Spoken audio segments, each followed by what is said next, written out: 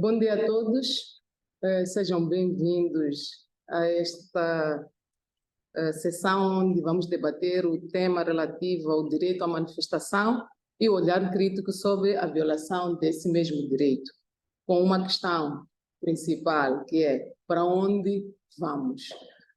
Mas antes de avançarmos, queríamos, de certa forma, desculpar-nos pelo início tardio, deveu-se a questões alheias à nossa vontade, mas o mais importante é que estamos aqui e vamos poder iniciar com o nosso debate.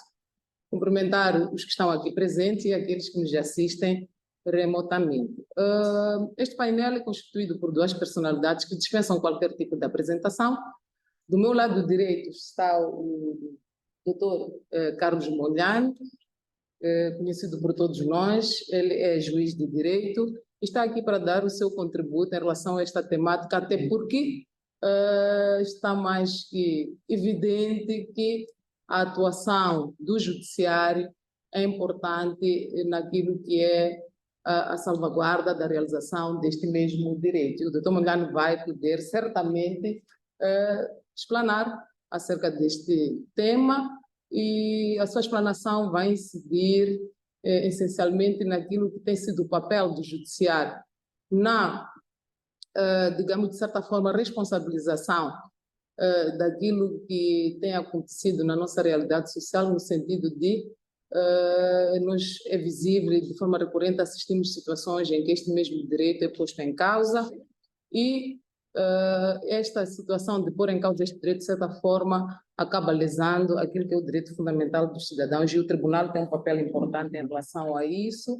e o doutor Molhano vai certamente poder, de certa forma, explanar acerca daquilo que é a legalidade das restrições que são impostas em algum momento pelas autoridades públicas, e também falar daquilo que é o acesso à justiça em relação àqueles que, em algum momento, quando manifestam o seu posicionamento em relação a vários aspectos da nossa sociedade e que consubstanciam aquilo que é a atuação do poder político do Estado, vê esse mesmo direito vedado.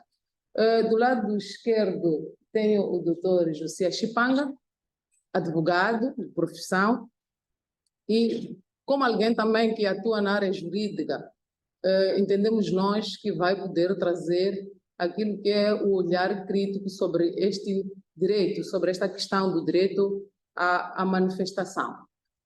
Não está aqui presente o doutor Custódio Duma, por questões, por outros imperativos profissionais, ele não vai se fazer presente, mas acredito que a presença do doutor Carlos Mondlane e do doutor José Chipanga vai poder colmatar a ausência do doutor Duma, até porque, por uma questão de gestão de tempo, eventualmente seria muito complicado termos tempo suficiente para ter essas três personalidades, que são pessoas entendidas nesta matéria, a poderem encontrar espaço para expressar a sua opinião. Mais uma vez, obrigada, doutor Mondlane, pela sua presença, disponibilidade, doutor José Chipanga, e porque já vamos atrasados, ligeiramente atrasados, vamos dar o pontapé de saída.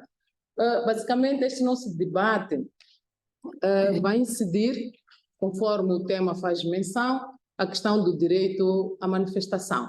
Importa aqui referir que o direito à manifestação ele é um direito que está intrinsecamente ligado à questão da liberdade de expressão, à questão da manutenção da ordem pública, direito a protesto pacífico, acesso à justiça, responsabilidade das autoridades e, por que não, também a questão do diálogo e mediação. Fiz referência a esses aspectos como aspectos intrinsecamente ligados ao direito à manifestação, porque, de certa forma, as questões que serão aqui debatidas estão diretamente ligadas a estes pontos aqui referenciados. Não cabe a mim, de certa forma, aprofundar a questão do direito à manifestação. Para isso estão aqui os nossos dois ilustres convidados para tecer consideração em relação a estes aspectos. Mas é importante também fazer referência ao facto de que, quando nós falamos do direito à manifestação, estamos a falar de um direito que desempenha um papel fundamental em um Estado de direito. Na verdade, estamos a falar daquela pedra angular que de certa forma, um Estado de Direito assenta. E, olhando para esta nota introdutória, eu vou começar por avançar algumas questões e vou começar exatamente pelo Dr. Mondlane.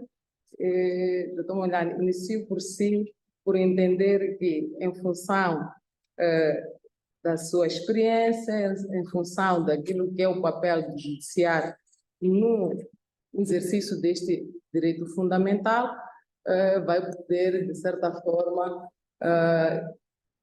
iniciar essa conversa trazendo elementos e subsídios que depois vão ajudar a avançar em outras questões que, obviamente, o doutor José Espangas também estará em condições de dar o seu contributo em função daquilo que é a sua área de atuação. Tínhamos aqui questões reservadas para o doutor Duma, mas que, de certa forma, também podem ser respondidas pelos nossos convidados aqui presentes, mas vamos iniciar. Doutor Carlos Mondlane, bem-vindo mais uma vez. Agradecer mais uma vez a sua presença neste debate e queremos, de certa forma, ouvir de si muito mais do que aquilo que é a atuação do judiciário, mas essencialmente ouvir de si aquilo que é o papel do judiciário na materialização do direito à manifestação. E eu vou começar por colocar uma questão. Com base na sua experiência, doutor Mondlane, como é que o sistema judiciário, de certa forma, responde às queixas de violações dos direitos humanos? Será que as vítimas têm, de forma efetiva, acesso à justiça e às medidas de reparação em casos de violação desse direito? Obrigado para a bom dia aos nossos colegas que nos acompanham em diversas partes do país e até do mundo. Queria começar por cumprimentar a ordem dos deputados pelos 29 anos, já não se falaram, e também por ter organizado esta jornada onde se discutem temas bastante relevantes para a compreensão do nosso sistema jurídico judiciário, sobretudo em algumas mazelas, onde vamos muito procurar compreender os mecanismos de superação. Nós estamos a ter esta oportunidade de refletir um pouco sobre o direito à manifestação. Antes de dizermos que é um direito humano, é importante nós destacarmos que trata de um direito fundamental. É um direito fundamental previsto na Constituição. E aí, se calhar, vale a pena nós refletirmos um pouco sobre aquela discussão que é clássica entre Jorge Miranda e Canutilho, relativamente à definição do que é um direito fundamental. O Jorge Miranda diz que direito fundamental é tudo aquilo que diz respeito ao indivíduo enquanto tal, numa perspectiva individual, é verdade, mas também institucional. E que este direito pode estar previsto, pode não, deve estar necessariamente previsto na Constituição, tanto no sentido formal como no sentido material. Canutilho, por seu turno, ele diz que não é bem assim. Para nós considerarmos um determinado direito como fundamental, é importante que este direito esteja positivado. Ou seja, a Constituição tem que se referir a este direito de uma forma expressa. Tudo aquilo que não for expresso não revela um caráter do Estado, no sentido do Estado querer positivar sobre esse mesmo Estado. Mas nesta discussão entre Canutilho e Jorge Miranda, há um outro autor chamado Ferreira de Andrade, para quem nós não podemos pensar em direitos fundamentais só em relação a pessoas humanas específicas. Nós temos que pensar em direitos fundamentais porque eles traduzem um querer da comunidade onde estas pessoas estão inseridas.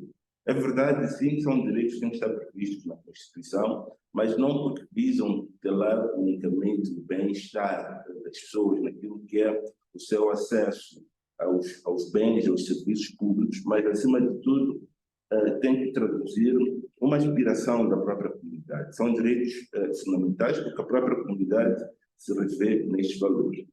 Sem querer entrarmos muito no mérito desta discussão, não há dúvidas que, no caso do direito moçambicano, a questão da manifestação traduz claramente um direito fundamental. até porque trata-se de uma liberdade que tem uma previsão no texto constitucional, designadamente no seu artigo 51. E, de modo geral, há um conjunto de características que assiste a todos os direitos fundamentais. Não vou elencar, porque nós estamos aqui numa aula tal, mas como introito posso destacar, por exemplo, o princípio da igualdade, o princípio da universalidade, o princípio da dignidade da pessoa humana. São princípios fundamentais, sem os quais é impossível nós afirmarmos a essencialidade do próprio direito. Mas no meio destes princípios, há um que nós não podemos deixar de vista, que tem a ver com a dignidade da pessoa humana. Ou seja, os direitos fundamentais colocam o homem como o epicentro de todas as relações jurídicas que se estabelecem no Estado, na comunidade. E obrigam, uma outra característica que é importante, se por um lado constituem direitos, vão obrigar o Estado a garantir o exercício desses mesmos direitos. Não pode haver negociação, não pode haver censura, qualquer tipo de negociação para o cumprimento desses direitos. Portanto, de modo geral, nós concluímos que a questão do direito à manifestação está inserida nos direitos fundamentais, mas também são direitos humanos.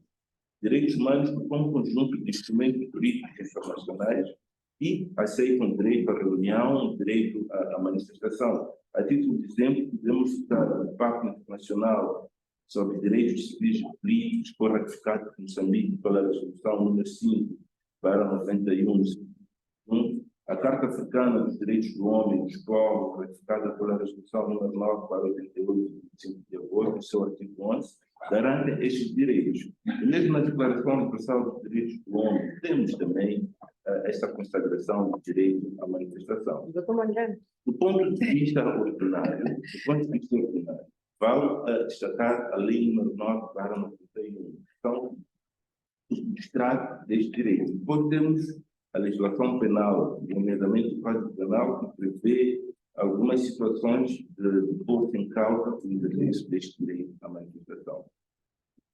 Posto isto, que é o quadro... Eu já ia interrompendo o doutor Monial, até porque o doutor Monial, a forma como a questão foi direcionada era mesmo para podermos, de certa forma, evitar essa explanação teórica. Partimos do princípio de que os que nos assistem, de certa forma, eles já dominam esta realidade. Seria importante, sim, até porque foi importante, nós agradecemos que o doutor Magani tenha, de certa forma, trazido esta abordagem, isso ajudou-nos a recordar determinados aspectos relacionados a este direito, mas por uma questão de gestão do tempo e porque o tema proposto é um olhar crítico sobre a questão do direito à manifestação, eu queria propor aqui aos ilustres convidados para podermos entrar no cerne da questão e discutir problemas reais, aquilo que realmente preocupa a sociedade moçambicana, preocupa aqueles que atuam na área do direito, que é a componente de violação dos direitos humanos, é a questão da atuação do poder político do Estado na materialização deste direito, que é a questão relativa àquilo que é o posicionamento do próprio judiciário no seu papel educacional, no sentido de poder, doutor Mondlane, trazer aquilo que tem sido a experiência do judiciário em relação à questão colocada, se realmente este acesso à justiça, que é um elemento intrinsecamente ligado ao direito à manifestação, ele materializa, se o judiciário está a cumprir com o seu papel, tem estado a lidar com situações que resultam da violação ou desta situação em que em algum momento há restrição à materialização ou ao uso deste direito. Muito bem. Trata-se de um direito fundamental, como referimos, e porque se trata de um direito fundamental, ele é aplicável de forma que atende aquelas características que acabei de referir, como a universalidade, igualdade, e são direitos que, em princípio, não, são direitos inalienáveis, que obrigam da parte do Estado esta equilibração de não constituir o próprio Estado um óbice para a sua verificação. Mas o que acontece relativamente ao direito à manifestação em particular, se calhar já entrando na realidade prática de Moçambique, muitas vezes já sente naquilo que tem sido dado pela comunicação social, que se discute também nas redes sociais, há uma percepção negativa sobre limites que são estabelecidos pelo Estado para o exercício do direito à manifestação. E esta é uma questão que se discute muito, porque nós temos uma lei, que é uma lei muito, até vanguardista, que é a Lei 9/91, que estabelece o quadro jurídico do direito à manifestação. Esta lei estabelece, entre outros, que o exercício do direito à manifestação, que é uma forma de expressão, que é uma manifestação do direito de expressão, ela não carece de autorização prévia. Não carece de autorização prévia, bastante para tal um grupo de pessoas que quer fazer passar uma mensagem, seja de cariz econômica, social, cultural ou de qualquer outra índole, possa recorrer vamos lá, possam se agrupar e saírem de forma ordenada para exercer esse direito fundamental. Sucede, porém, que tem havido uma certa alteração entre as autoridades policiais, na maior parte das vezes, que tendem a limitar o exercício do direito de manifestação. E não só, situações já em que no exercício, em pleno exercício deste direito à manifestação, tem havido atos que podem ser rotulados até de brutalidade policial. Atenção à forma como a polícia responde a estas formas de exercício deste direito fundamental. E a questão que se coloca, e foi esta questão que colocou, é saber como é que o judiciário reage em relação a estas violações do exercício do direito fundamental à manifestação. Como um direito fundamental, é preocupação do Estado, não só Estado, polícia, Estado, setor do Estado que cuida pela ordem, pela segurança pública, pela justiça, mas também outros organismos do Estado que os cidadãos tenham possibilidade de exercer os seus direitos fundamentais. Nas situações em que há uma perversão no uso destes direitos fundamentais, o próprio Estado estabelece mecanismos de responsabilização dos agentes que atuam neste sentido. Até porque, se nós visitarmos a Constituição, no seu artigo 58, número 2, o Estado responde de forma objetiva pelos atos ilegais dos seus agentes. E aí nós estamos a falar de uma responsabilidade civil do Estado, para dizer que a cedência da possibilidade de se sair à rua, marchar em sede de uma manifestação, não se trata de um ato meramente discricionário do Estado que deve ou não aceder. É um direito fundamental que todos os cidadãos têm. E se o Estado ou os seus agentes perturbarem este direito, há uma determinada responsabilidade, pelo menos do ponto de vista civil, que pode recair pelo Estado e também pelos agentes do Estado. O Estado sempre vai exercer direito de regresso sobre aquelas pessoas concretas que tiverem impossibilidade do exercício deste direito. Mas é importante nós notarmos, ao nível da nossa legislação, na Lei nº 9/91, que a própria lei estabelece um mecanismo de censura para os agentes da autoridade pública, que de alguma forma inibam o exercício deste direito à manifestação. A lei chama isto de crime. Portanto, um agente da autoridade pública que inibe determinado cidadão de se manifestar de forma infundada ou arbitrária pode ser responsabilizado tanto numa perspectiva criminal, cometendo um crime, conforme a Lei 9/91, como os manifestantes querendo. Podem deduzir contra este mesmo agente uma ação de responsabilidade disciplinar, porque ele está a faltar à sua disciplina de zelar pela pacificação social, que é aquilo que lhe assiste na qualidade de servidor público.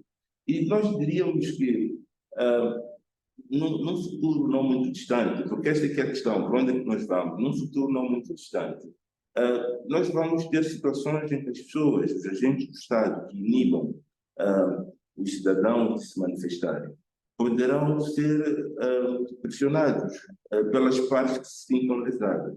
Porque o nosso país evoluiu de tal sorte que é possível e saímos daquele quadro que víamos no século XVIII, de King and Drummond. Portanto, o Estado não comete erros. Hoje o Estado comete erros. E todo o complexo legislativo tem sido aprovado.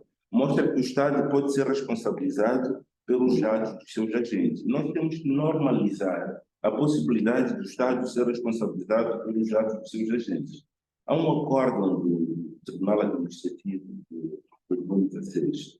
Aliás, o acórdão de 2017, por um caso, um processo de 2016, que é o acórdão número 32/2017, ilustra que o Estado já foi condenado, agentes do Estado já foram condenados porque provocaram danos em terceiros decorrentes do exercício do direito à manifestação. Para dizer com isto, para terminar esta minha primeira intervenção, o Estado responde, sim, pelos atos dos seus agentes. Qualquer um que for, de alguma forma, perturbado no exercício de um direito legítimo, no caso de um direito constitucional, que lhe provoque dano, haja nexo causal entre a ação do Estado e este mesmo dano, pode processar o Estado, e o Estado, neste caso já o setor da administração da justiça, vai responsabilizar os agentes, na última ratio também o Estado, nos termos como foram referidos. Muito obrigada, Dr. Mondlane, pela sua intervenção. Bom, tratando-se de quem se trata, não esperávamos outra coisa, até porque, se depender do Dr. Mondlane, acho que precisaria de muito mais tempo para poder, de certa forma, trazer todo aquilo que é o contributo que entendemos ser necessário e importante para uma temática tão complexa como é a questão do direito à manifestação. De certa forma, há que reconhecer que, eventualmente, iniciar por questionar o doutor, ou colocar, ou chamar o doutor Mondlane para se pronunciar em relação à questão do acesso à justiça, pode ter colocado o nosso debate a direcionar-se numa vertente que talvez complique um pouco a forma como vamos colocar outras questões. Porque já estamos a falar do acesso à justiça, significa que já estamos a assumir, de certa forma, que há a questão da violação, já estamos, de certa forma, a assumir que há restrições que são impostas pelo poder político do Estado em relação à materialização deste direito, o que demonstra claramente que deveríamos ter começado por aqui para depois pedir a intervenção do Dr. Mondlane, mas acho que no final do dia vamos perceber para onde vamos. Afinal de contas, é esta questão que se pretende ver respondida. O doutor José Espanga está com uma responsabilidade muito grande. Digo isso porque há questões que deveriam ser respondidas pelo doutor Custódio Duma, sendo... o doutor Custódio Duma está a participar remotamente. Então, se o doutor Custódio Duma está a participar remotamente, então vamos direcionar as questões que já estavam programadas para serem respondidas pelo doutor Duma ao doutor Duma. Doutor Duma, eu espero que esteja conectado, está assim. E a questão que vamos... Obrigada por participar, pela sua participação. De preferência, gostaríamos que o doutor Duma estivesse aqui, nesta sala, mas hoje em dia as tecnologias permitem que possamos interagir mesmo estando distantes. E para dar o seu contributo, doutor Duma, sendo uma figura que atua na área relativa aos direitos humanos, gostaríamos de colocar aqui uma questão no sentido de sabermos se existem bases legais para as restrições impostas ao direito à manifestação. Colocamos esta questão porque, de forma recorrente, temos estado a assistir situações que, para qualquer um, já, de certa forma, demonstram que parece que o exercício deste direito não tem sido pacífico, parece que as autoridades públicas, de certa forma, tendem a coartar o exercício deste direito. Então, queremos ouvir de si, doutor, quais são as bases legais para as restrições impostas ao direito à manifestação? Será que essas restrições estão de acordo, digamos assim, com os padrões internacionais de direitos humanos? Por favor, doutor Duma.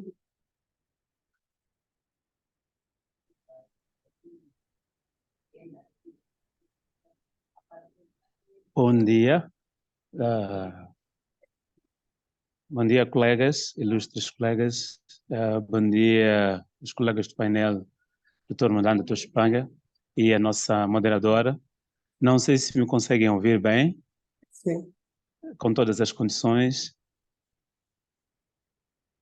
Muito bem. E, em primeiro lugar, gostaria de parabenizar a apresentação feita pelo Dr. Madan, que, de alguma forma, acaba respondendo também muitos aspectos importantes ligados à questão das restrições. Bem, em primeiro lugar, eu diria que, tratando-se de um direito fundamental, que é um direito que tem as suas características inerentes, e nós já temos o conhecimento de quais são essas características. Em primeiro lugar, elas não carecem de alguma, digamos assim, de alguma autorização das autoridades locais ou das autoridades estatais para o seu exercício, igual aos outros direitos fundamentais. Entretanto, a lei sobre o direito, sobre o exercício do direito à manifestação apresenta algumas restrições, mais do ponto de vista de formalidades, de requisitos, para o seu exercício, a sua admissibilidade. E é importante ver, por exemplo, em primeiro lugar, as restrições ligadas à hora, por exemplo, e aos locais onde devem ser realizadas as manifestações, e a que horas, né? Em certas ocasiões, determinadas horas, como as horas de expediente normal, público, não seriam permitidas as realizações das manifestações, sobretudo também em redor das sedes das organizações ou das sedes das instituições de soberania. Este é um dos pontos que eu gostaria de discutir com os colegas um pouco mais para frente, tendo em atenção à própria lei, em primeiro lugar. Em segundo lugar, também temos restrições ligadas, por exemplo, ao discurso que deve ser trazido. Em primeiro lugar, o discurso que não deve ser político, porque a manifestação é este tipo de exercício como direito fundamental, sobretudo aos cidadãos, às organizações da sociedade civil, não deve trazer, não deve ser imbuído de mensagens políticas ou discursos que podem ser conotados como discursos de ódio, de discriminação ou digamos assim, de ataque a determinadas minorias que fazem parte da própria sociedade. Este seria um segundo aspecto muito importante que eu também gostaria de discutir com os colegas. O terceiro aspecto teria a ver com restrições ligadas à segurança pública. A segurança pública, no caso, impediria que a manifestação não fosse realizada em determinados espaços próximos, mais uma vez, aos lugares, às sedes às sedes das instituições de soberania do país, próximo aos locais, por exemplo, sensíveis ligadas à saúde, por exemplo, pelo tipo digamos, de manifestação que pode acontecer, o uso de determinados instrumentos, apitos, batuques, por exemplo, né, que podem ser proibidos de serem usados nesses locais, e isso também acabaria chamando aqui restrições ligadas às zonas e áreas sensíveis da própria sociedade, né? Restrições ligadas ao uso de menores, por exemplo, nas manifestações. É muito importante ver que o exercício desse direito, em regra, deve ser feito por pessoas maiores de idade e com capacidade, que percebem exatamente o tipo de mensagens e o tipo digamos assim, quais são os objetivos que serão alcançados. Então, o uso de menores, colocando-os em risco ou colocando na sua fala, na sua boca, as mensagens produzidas por adultos, também poderia ser considerada aqui como uma restrição. E em último lugar, eu haveria de mencionar exatamente a questão da notificação. É muito importante que o grupo que vai realizar a manifestação, ele seja um grupo identificado, né? É um requisito legal, que seja um número mínimo de 10 pessoas, devem submeter o pedido em tempo útil e que 3 dias antes da realização da manifestação, se não receberem alguma informação, alguma notificação da parte das autoridades, sejam elas administrativas ou ligadas à segurança pública, então significa que as formalidades foram cumpridas. Então, o que nos chama a atenção aqui não são restrições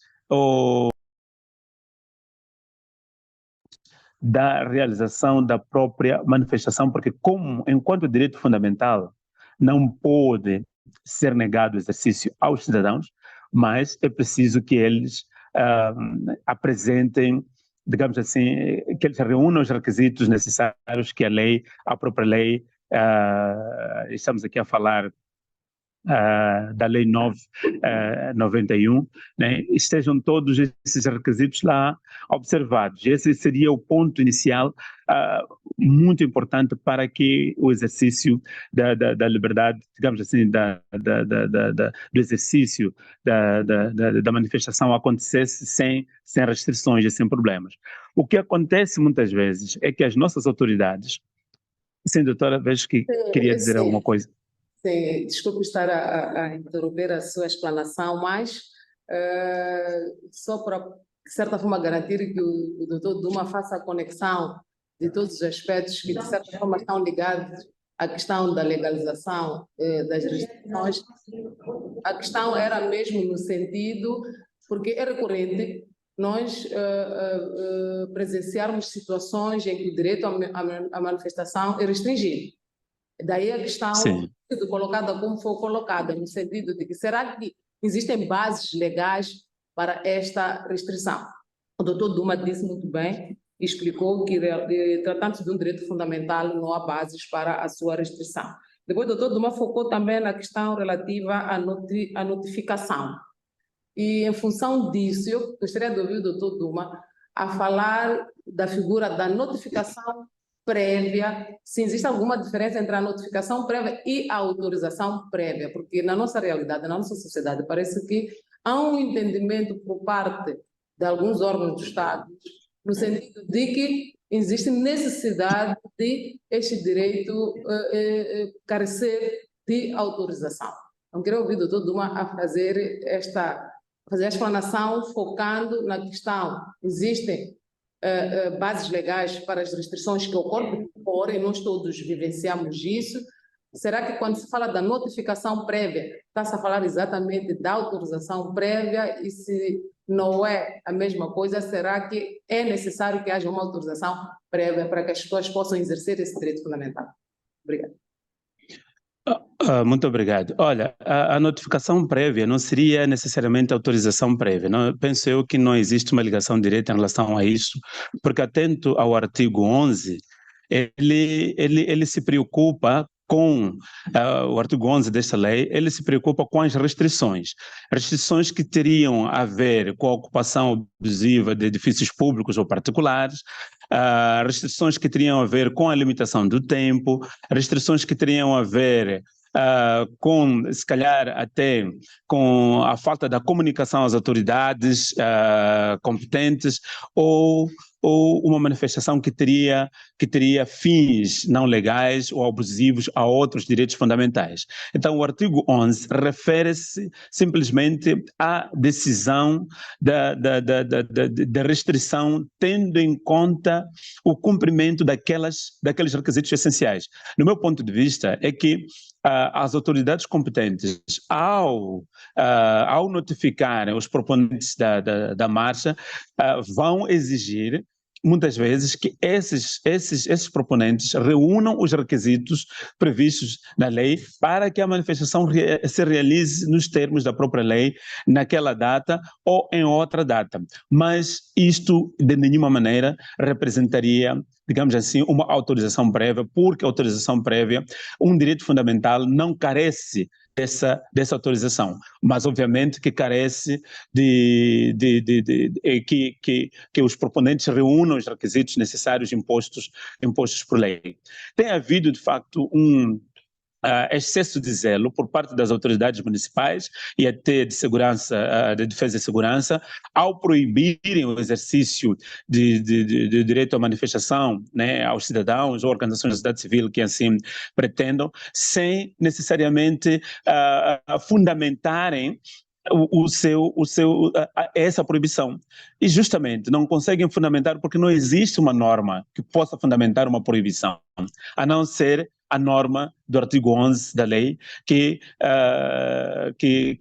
faz referência aos artigos 4 e 5 da própria lei e pede que, de fato, seja feita seja feita uma fundamentação nos termos da própria lei. Doutor Duma, então, será que todas aquelas situações...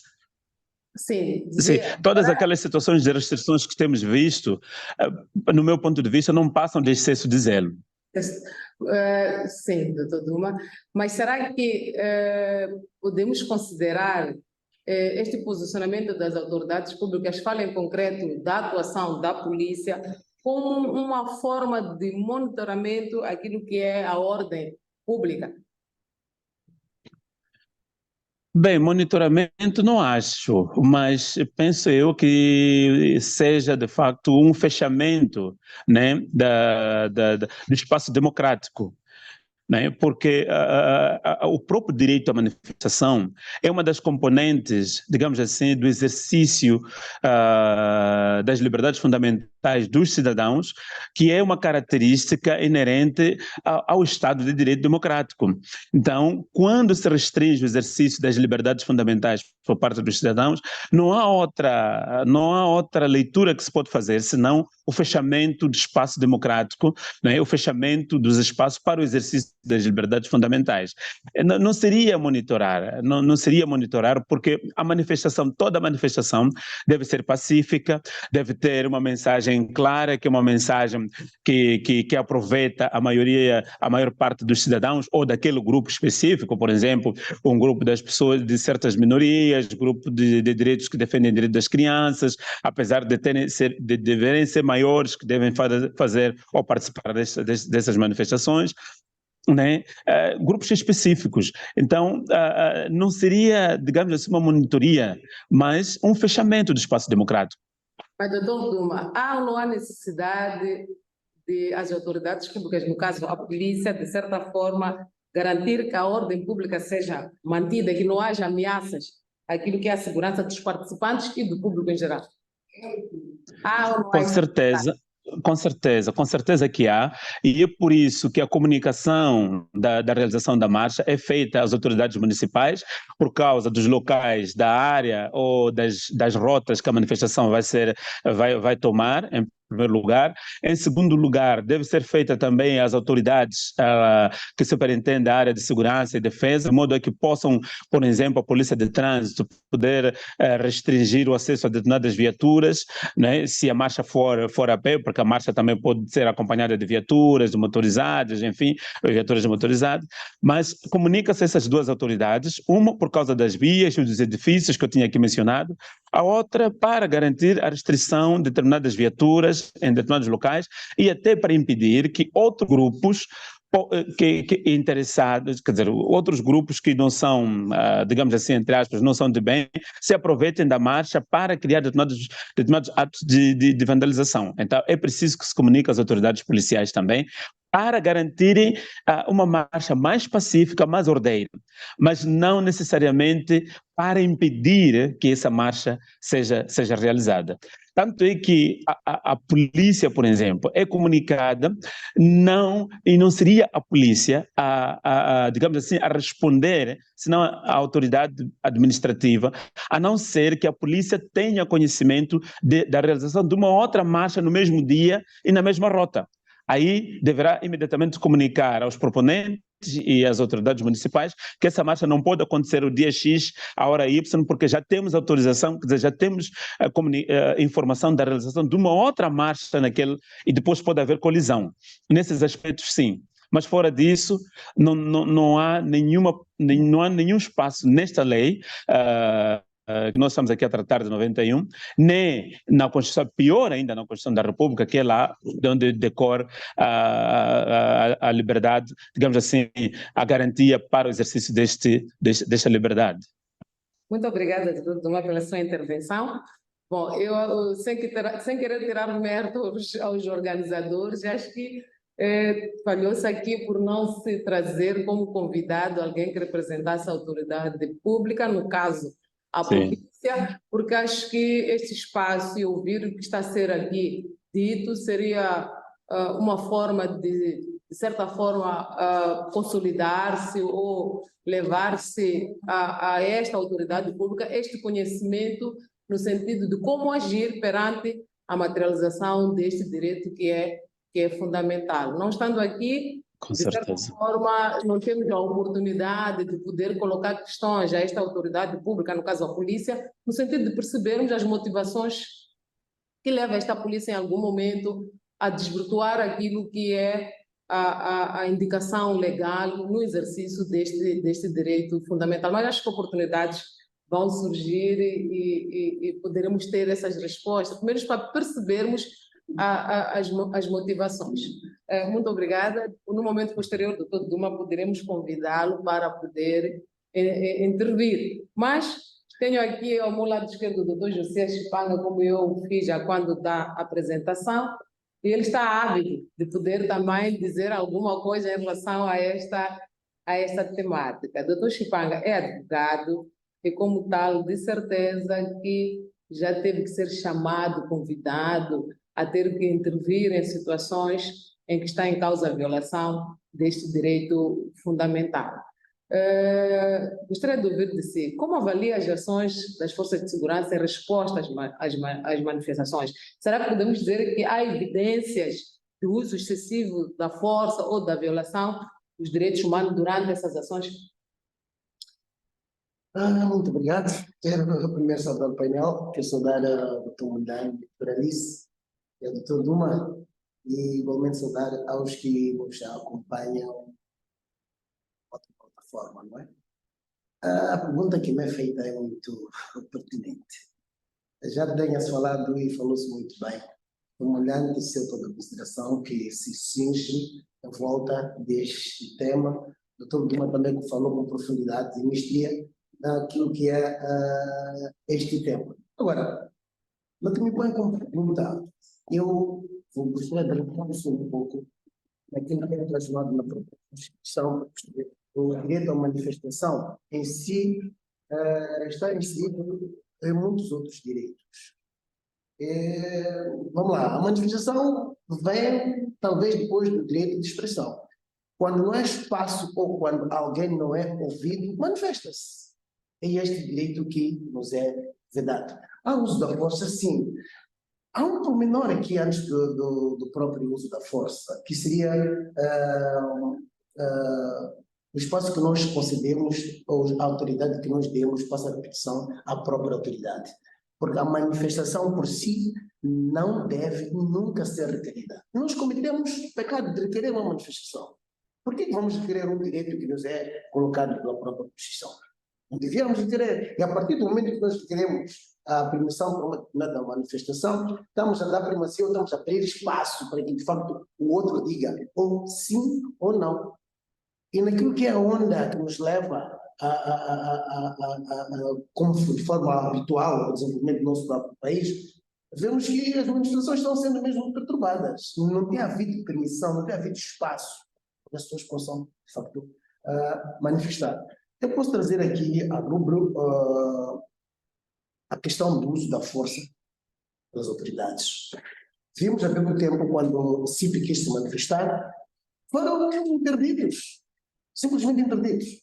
Nós, quando comunicamos, quando falei de requerimento, não devemos requerer, devemos comunicar. Quando comunicamos, nem passamos interditos. Ao comunicarmos, naquela nossa comunicação já consta a rota que devemos tomar, o sentido da nossa manifestação, a rota que devemos tomar. Comunicamos mais para termos assistência ou sermos conduzidos pela própria força, para evitar certos danos que outros possam vir a criar, não é? Mas nós não fazemos isso, simplesmente requeremos.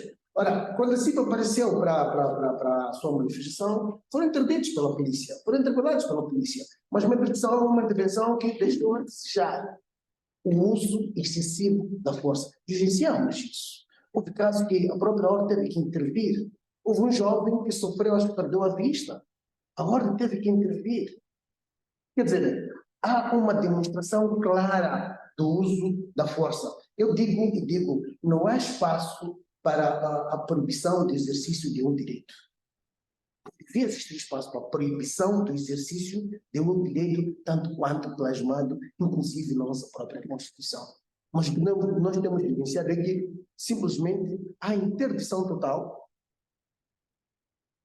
pontapeia-se esta oportunidade de comunicar a quem esteja contra, a quem esteja fazendo mal à sociedade, sobre o descontentamento da própria sociedade. Porque a manifestação é para duas vertentes, ou contentamento ou descontentamento. Mas quando se nota que esta manifestação é para manifestar um determinado descontentamento, dado um determinado comportamento manifestado pelo próprio Estado, simplesmente a sociedade é barrada. É barrada, sim, é barrada. É barrada de todas as formas. Olha, vemos inúmeras vezes, a força canina na estrada para atacar alguém que está indefeso. Arma para atacar alguém que não está armado. Há um medo que devia o Estado ter antes de aplicar este uso da força. É o medo do povo. Nós, moçambicanos, quando ganhamos a nossa independência, eles tiveram mais experiência disso, que vou dizer agora. Quando ganhamos a independência, não é porque nós éramos fortes, não, mas unimos-nos. E a união faz a força. Deviam ter medo deste povo, de espezinhar este povo. Porque ao espezinhar este povo, o povo vai se unir e a união deste povo pode trazer uma revolta. Antes que essa revolta, de facto, acontecesse, era preciso tomar-se a cautela. Quer dizer, dar espaço para que as pessoas simplesmente se manifestem. Eu vivenciei uma situação, só um pouco de recreio para trazer só um pouco mais de informação para esta situação que controla o povo. Eu fui até a cadeia onde o Nelson Mandela esteve preso. Lá tem micros colocados nas paredes, que era para escutar aquilo que aqueles prisioneiros ouviam. Mas de longe eles se comunicavam via gestos. E aconteceu o que aconteceu. Então o governo devia ter medo da eleição do povo, não devia impedir a realização deste direito plasmado pela própria Constituição da República. Doutor Josias, gostaria de ouvir também o seu posicionamento. Primeiro disse, quando a sua explanação, que os manifestantes, de certa forma, são culpados. Sim. Sim. Como quer dizer que quando notificamos as autoridades em função do objetivo que se pretende com a notificação, parece que estamos a abrir espaço para que depois esta mesma autoridade venha e, de certa forma, não permita que o exercício deste direito possa ser manifesto nos termos em que está plasmado na lei. Na sua qualidade de advogado, acreditando que em algum momento já foi chamado para ter que intervir em situações como esta, como é que o doutor avalia a questão da justificativa que é dada quando estamos perante situações em que temos manifestantes detidos? Será que podemos dizer que existem detenções arbitrárias ou então também podemos afirmar com toda a certeza que, ocorrendo detenções, mesmo que não sejam arbitrárias ou arbitrárias, elas prolongam-se por muito tempo sem julgamento, em função da sua experiência como advogado? Certo. Naquilo que eu tenho evidenciado é que, de facto, existem detenções. São pessoas que são detidas simplesmente sem um motivo plasmado. Não há nenhuma lei que abra espaço para essas detenções. Mas eles usam força, simplesmente recolhem as pessoas para as cadeias. E quando nós apresentamos lá, já previsto no artigo 63 dos próprios estatutos da Ordem dos Advogados, que qualquer pessoa tem direito à assistência. Seja militar, em presídios militares, em presídio civil, a pessoa deve ter assistência do seu advogado. O advogado deve falar com o seu constituinte. No entanto, o que temos assistido é que teve, inclusive, interdições para a nossa comunicação com os detidos. Tem havido interdição, sim. mostramos que temos a prerrogativa, temos esta permissão, somos por lei permitidos a dar assistência a estes detidos, mas simplesmente somos vedados. Já assisti inúmeras vezes. Já existem casos de detenções ilegais. São detenções ilegais, porque não existe uma base legal que lhes sustenta aquela detenção. Não existe. Quer dizer, a pessoa é detida, passa o tempo que passou, há julgamento, e ao julgamento a pessoa simplesmente é dissolvida. Bom, doutor José Chipano, não se esqueça que o doutor Mondlane está aqui ao lado. Sim, estou falando, poderam ver. Sim. Não há continuidade de detenção dessas pessoas. Bom, em função do seu funcionamento e da sua resposta, doutor Chipano, eu vou direcionar uma questão para o doutor Mondlane antes de avançarmos para o intervalo e dar oportunidade àqueles que nos assistem remotamente para poder colocar questões, obviamente tendo questões por colocar. Doutor Mondlane, acredita que o Poder Judiciário está funcionando de forma independente e livre de influências políticas na abordagem dessas questões, principalmente as questões relacionadas com as detenções arbitrárias? Ouvimos o que o doutor Chipanga disse, parece que em algum momento o que ressalta à vista de todos, principalmente daqueles que atuam nesta área, é que o judiciário não está a funcionar de forma independente. Será que é verdade, doutor Mondlane? Ai de mim como jurista, não necessariamente como juiz, como jurista, se não tivesse espaço para atuar numa sociedade onde as pessoas pudessem recorrer aos tribunais e acreditarem nessa justiça dos tribunais. Eu afirmo, em Moçambique os tribunais são independentes, são livres, apesar das percepções que muitas vezes ocorrem. E nós temos que dar graças a Deus, o facto de termos uma Constituição. Nós temos uma Constituição que afirma o primado da lei, fixa aquilo que é a questão da independência do Poder Judicial como valores fundamentais. Assim. Estes valores estão constantes na Constituição, mas não só estão constantes na Constituição, como há todo um esforço por parte dos operadores em procurar consolidar a independência do Poder Judicial. Eu não sei se no campo prático, nós temos juízes que quando têm de julgar situações que implicam pessoas que estão eventualmente detidas por envolvimento em atos de manifestação, se essas pessoas, esses juízes recebem ordens, dizem nesse processo tem que agir desta forma, no processo Y tem que agir de outra forma. Isso são percepções. Na verdade não existe. Nós não temos este quadro. Há uma tentativa de combater a opacidade do Poder Judicial. Muitas vezes, quando se fala dos tribunais, os tribunais são pouco comunicativos. E o tribunal, em regra, comunica no alto. Os tribunais não têm aquilo que é chamado de serviço de relações públicas. E o fato dos tribunais serem estas entidades, muitas vezes opacas, como acabei de referir, criam percepções que têm muito a ver com narrativas. E essas narrativas, na maior parte das vezes, não são favoráveis aos tribunais. Isto para dizer o seguinte, eu como juiz aqui em Moçambique, e cerca de 400 outros juízes moçambicanos, nós somos independentes. Isso eu afirmo, nós somos independentes, não recebemos ordens de ninguém no que respeita à nossa atuação judicial. Eu reconheço que, em algum momento, a atuação dos juízes pode ter alguns desvios, mas são desvios voltados ao caráter particular das pessoas em causa. Isto pode acontecer, e estes desvios não dizem respeito só aos juízes, acontecem em todos os segmentos profissionais. Existem bons e existem maus profissionais. Mas o que nós não podemos aceitar como país, e até há pouco tempo eu era o presidente da Associação Moçambicana de Juízes, é a ideia de que existe uma espécie de um quadro, né? Como se fôssemos um crime organizado, de pessoas que na sua atuação cotidiana atuam porque recebem ordens para despachar num ou noutro sentido. Isso não existe. São percepções que às vezes encontram algum embasamento assente na nossa inação, na nossa falta de resposta. Mas o que eu devo dizer, isto é importante, as pessoas que são vítimas de violação dos seus direitos fundamentais e recorrem às instituições jurídicas, judiciárias, nomeadamente aos tribunais, elas têm oportunidade de ver uma resposta destes mesmos tribunais. O desafio que muitas vezes lanço a quem faz este tipo de suspeita sobre o sistema é pedir que indique no concreto que atos praticou de forma consistente em obediência àquilo que é o nosso modelo processual penal, que processos deram entrada ao nível dos tribunais. Quais são os processos que deram entrada ao nível dos tribunais?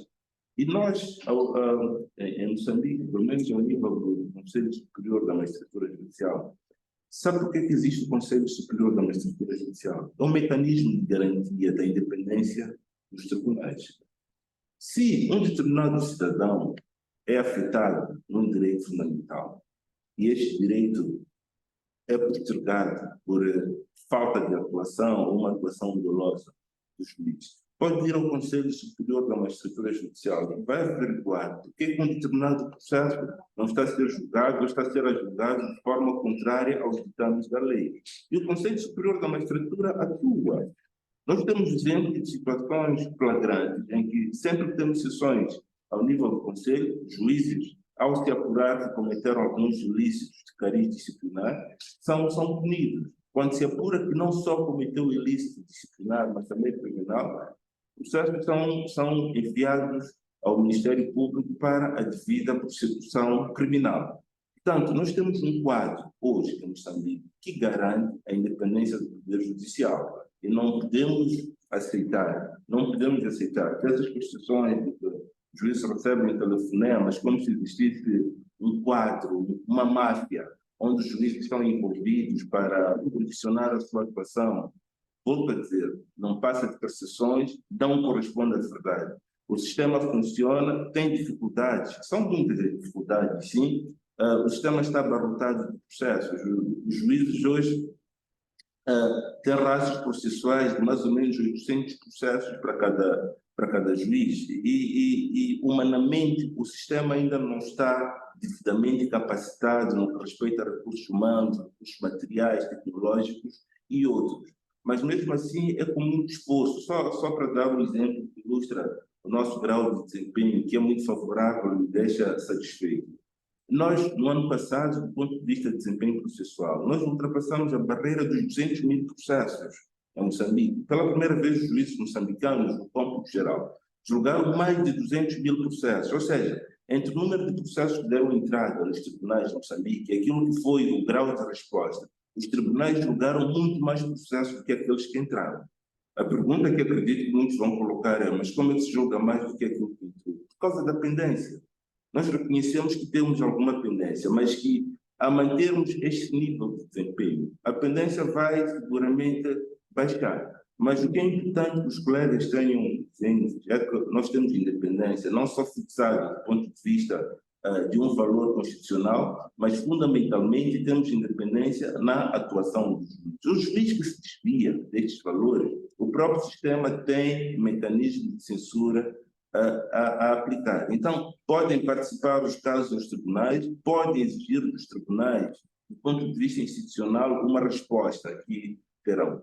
Muito obrigada. Doutor Mondlane, na verdade, não está-se a pôr em causa aquilo que é a atuação do judiciário, o que nós pretendíamos mesmo era ouvir do doutor Mondlane se o Poder Judiciário funciona de forma independente e livre de influências políticas. Não era uma acusação no sentido de que há esta interferência política na atuação do Judiciário. E eu sou advogada, o doutor Chipanga como tantos outros estão a participar neste programa, e nós temos também uma apreciação de que realmente o Judiciário está a trabalhar, tem os problemas que tem, mas está a trabalhar. Mas o que eu gostaria mesmo de ouvir, e acredito que os demais, era trabalho nesta vertente relativa à violação deste direito fundamental, que é o direito à manifestação. Era uma questão de atuação do judiciário nesta vertente relativa ao direito à manifestação. Mais ainda, quando a sua explanação, doutor Mondlane, falou daquilo que é o exercício da função dos juízes, mas olhando para aquilo que a Constituição faz referência no que concerne a função educacional dos próprios tribunais, gostaria, para fechar e avançar para abrir espaço para os que nos assistem, de ouvir do Dr. Mondlane se nesta função educacional, qual é o papel do judiciário na promoção, proteção e violação dos direitos humanos, incluindo o direito à manifestação pacífica, fora do processo em si, mas no exercício desta função educacional? Obrigado. Essa é uma pergunta muito boa, até porque quando nós olhamos para a Constituição, creio que é artigo 212. Sim, é o 212, sim. Fixa esta função educacional. É uma preocupação muito grande, quer ao nível do Tribunal Supremo, do Conselho Superior da Magistratura, a Associação Moçambicana de Juízes, e hoje em dia, de forma particular, os juízes têm estado a agir fora do âmbito processual. Um dos grandes problemas que nós temos em Moçambique tem a ver com a literacia. Dados do Instituto Nacional de Estatística de 2017 apontam que 49,7% dos moçambicanos já analfabetos. E se nós olharmos para números referentes ao conhecimento dos chamados direitos, liberdades e garantias fundamentais, eu me arrisco a dizer, embora não haja nenhum estudo nesse sentido, mas com base, aí está, em percepções, eu me arrisco a dizer que nós temos um nível de literacia que passa por aí 80%.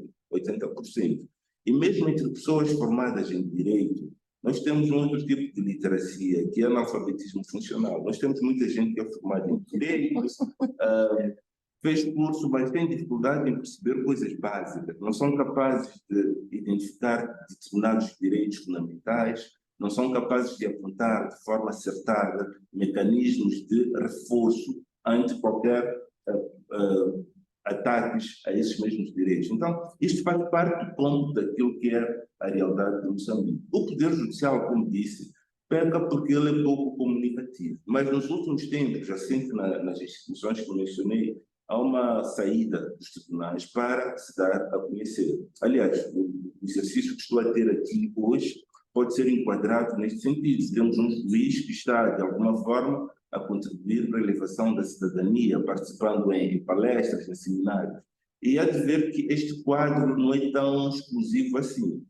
Quando nós vemos ao nível da comunicação social, temos encontrado juízes a participar no exercício da cidadania, a mostrar quais são os nossos direitos fundamentais, quais são os mecanismos que os cidadãos podem usar em caso de violação desses mesmos direitos fundamentais. É uma forma de nós exercermos a cidadania. Temos alguns panfletos que mostram, por exemplo, neste momento nós temos uma parceria com uma associação moçambicana de juízes com a União Europeia em matérias voltadas ao combate à corrupção, que se vai traduzir, entre outros, na divulgação de panfletos ligados aos direitos fundamentais. Vamos ter sketches publicitários. Tudo isto faz parte desta componente educativa em que os juízes se situam, porque se nós conhecemos minimamente o direito, mas temos os nossos cidadãos que são muitas vezes, que são sempre aquelas entidades que vão recorrer à justiça, e o próprio cidadão nem sequer sabe quando um determinado direito seu é violado, nem sequer sabe o que é direito, para quem que nós estamos a seguir. Então, nós temos que ter uma noção real do país onde estamos situados e contribuirmos. Portanto, a componente educativa é muito relevante. Nós temos uma prática que foi introduzida e fazemos com alguma periodicidade, pelo menos nos últimos 4 anos, que é o chamado Tribunal de Portas Abertas. O Tribunal Supremo faz, a Associação Moçambicana de Juízes também faz, em que, em algumas datas festivas, em algumas datas relevantes, nós abrimos as portas dos tribunais para estudantes universitários, estudantes da escola secundária, para irem conhecer os tribunais e procurarem perceber como é que funciona o sistema da administração da justiça em Moçambique. E agora, por exemplo, o Tribunal Supremo até vai lançar um produto que tem a ver com a mensuração do grau de satisfação com o nível de prestação dos tribunais. Então, isto tudo são mecanismos que o sistema está a usar para reforçar esta componente educativa ou pedagógica da atuação dos tribunais. Mas voltando ao que dizia inicialmente, os tribunais de trabalho, um dos grandes desafios que nós enfrentamos é que, e aí vou me dissociar um pouco das outras entidades, há um princípio na atuação dos tribunais, que é o princípio do dispositivo. Os tribunais têm que ser provocados para agir. Um tribunal, por mais que veja um crime, uma situação flagrante a acontecer, o juiz não pode sair ele próprio pegar naquela situação e julgar. Nós temos que olhar para o devido processo legal. Há determinadas entidades que têm competência de instruir um processo e, no final da instrução, haver razões para tal, fazer uma acusação que vai ser remetida ao tribunal. A partir do momento que o tribunal recebe a acusação, tratando-se de um processo criminal, eu lhe garanto, todos os casos que dão entrada nos tribunais judiciais de Moçambique são julgados. Todos os casos. Nós podemos fazer um estudo numérico apontando de forma específica, principalmente estas matérias ligadas à violação dos direitos humanos, matérias que nos tocam muito. Todos os casos que dão entrada nos tribunais judiciais de Moçambique são julgados. Aquilo que os tribunais não julgam é porque os tribunais não recebem, o juiz não recebe. Se o juiz não recebe, não tem como, por força deste princípio do dispositivo. Muito obrigada, doutor Mondlane. Acho que, em função da sua explanação, deu para perceber que, apesar dos juízes estarem vinculados ao princípio do dispositivo, olhando também para a função educacional dos tribunais, em função do que disse, dá para percebermos que realmente há várias atividades que são levadas a cabo e que colocam o tribunal, de certa forma, na dianteira, na questão da prevenção, na questão da divulgação daquilo que são os direitos fundamentais, e incluindo o direito à manifestação. E o doutor Mondlane tem esta particularidade de defender a sua classe. Então, pedimos também ao questionário para que também defende a classe dos advogados nos mesmos termos como o doutor Mondlane o faz. Mas pronto, era apenas um simples comentário. Nós sabemos que os advogados também têm o seu espaço em que os seus interesses são salvaguardados e defendidos. Bom, chegados a esta fase, porque o tempo urge, mas também porque há que, de certa forma, colher opiniões ou ouvir questionamentos daqueles que nos assistem de forma remota, vamos abrir um espaço para que aquele que tem alguma questão, tem um comentário a fazer em torno deste tema que é deveras importante, o possa fazer. Está aberto o espaço para este exercício, apelar apenas brevidade e colocação das questões de forma muito sucinta, porque o tempo urge. E acrescentar também que as questões podem ser direcionadas para os nossos convidados, ou então pode não ser no sentido de direcionar, mas qualquer um dos convidados, sentindo necessidade de dar a devida resposta, poderá o fazer.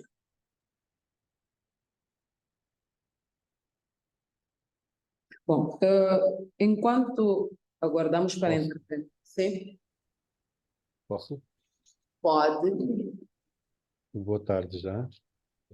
Boa tarde, doutor José Gravata. Muito obrigado, saudar o presídio aí, sobretudo a moderadora extremamente agressiva, que tem uma voz que devia estar de palco comigo, fazer outras coisas, mas é bom. Felicitar também os gurus que estão aí e, sobretudo, felicitar a todos os advogados pela semana do advogado. Eu tenho duas coisas muito simples. Muito bonito ver o Dr. Mondlane falar, interessantíssimo mesmo. Mas a pergunta que eu ia lhe fazer é o seguinte: qual é a razão se o Estado tem a consciência de que esta lei não precisa autorizações, porque que os excessos que o Estado ou os agentes Estados cometem são julgados, por que há persistência dos mesmos indivíduos fazerem mal às pessoas? Por que há? Esta é uma pergunta que persiste. Discordar um bocadinho também com o Dr. Mondlane, quando diz que o assunto, quando chega ao tribunal, sempre é julgado. Há assuntos que chegam ao tribunal, moram lá, ficam tipo uma casa que depois começa a ruir totalmente. Existe. Eu próprio estou a falar, tenho um caso desses, que fazes de tudo para você desanimar do assunto. Pior quando sabe que às vezes você não tem capacidade para poder fazer outro tipo de coisa, pagamentos, não sei o que, etc, etc. Muito obrigada, não doutor vamos Gravata. esperar 30. peço finalizar só Sim, sim, mais por favor. uma. É para o Dr. Duma. Esta questão da comunicabilidade, de todo, mas já não me recordo onde é que está, mas a questão da comunicação, o Dr. Mandano disse que os estudantes são um pouco comunicativos, tem razão, e seria bom que tivesse um grau mais acima do processo comunicativo, que é para poder as pessoas saberem o que aconteceu no caso XY, ter até o desfecho, criar um programa. Os espaços públicos da televisão pública devia dar, pelo menos, um caso. João e Antônio teve um problema e dar seguimento até o fim, onde há trânsito em julgado e se esclarece a população saber o que é isto devia fazer. É um exemplo, não estou a dizer que tem que ser dessa maneira, não. É um exemplo que é para trazer formas adicionais de comunicação para informar. Com relação aos spots publicitários que vai pretender fazer, estou disponível a ajudar. Eu sou um criativo desta área. Estou disponível, gostaria de colaborar consigo e a instituição que o faz. Muito Poderia obrigada. depois deixar o contato. Muito obrigada. Obrigado. Sim, muito obrigada, doutor Gravata, pela sua intervenção. Acho que as questões foram registradas. Tem uma questão que está dirigida ao doutor Mondlane e acho que as duas, a questão da comunicação também.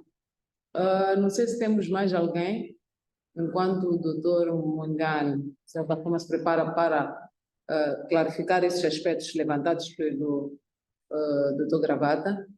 Doutor Paulo Stoy. Bom dia, muito obrigado. Eu tenho apenas duas questões que gostava de colocá-las. A primeira, eu gostava de saber dos nossos painelistas em relação ao tratamento que o direito à manifestação está a ser dado. A continuar desta forma, para onde é que nós vamos? Esta é a minha primeira questão. Gostava de saber. Doutor Paulo, desculpe, peço para repetir, acho que em algum momento houve uma oscilação e os panelistas não perceberam. Então, tudo bem.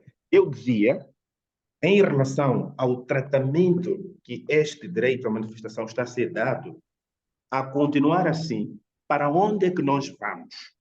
Esta é a minha primeira questão. Sim, tem uma segunda questão, doutor? Sim. Por favor. E a minha segunda questão, o que gostava de saber é a quem deve-se dar mão à palmatória? Ao agente da PRM, que espanca as pessoas quando estão a se manifestar de forma livre, legal, ao Ministério Público, que é este que se olha como garante da legalidade, ou aos tribunais, a quem compete aplicar o direito de responsabilizar quem o tenha violado.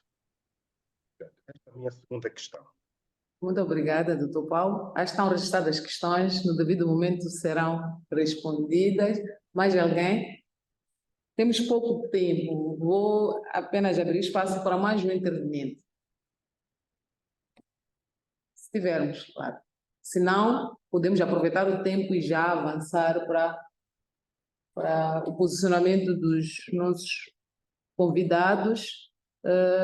Doutor Chipango, naquilo que não está diretamente direcionado aos tribunais, acho que pode responder a questão colocada pelo Dr. Paulo Stoy. Que tratamento, não é? Vamos com este tratamento. Muito obrigado. Dr. Paulo citou, recebe a minha saudação especial.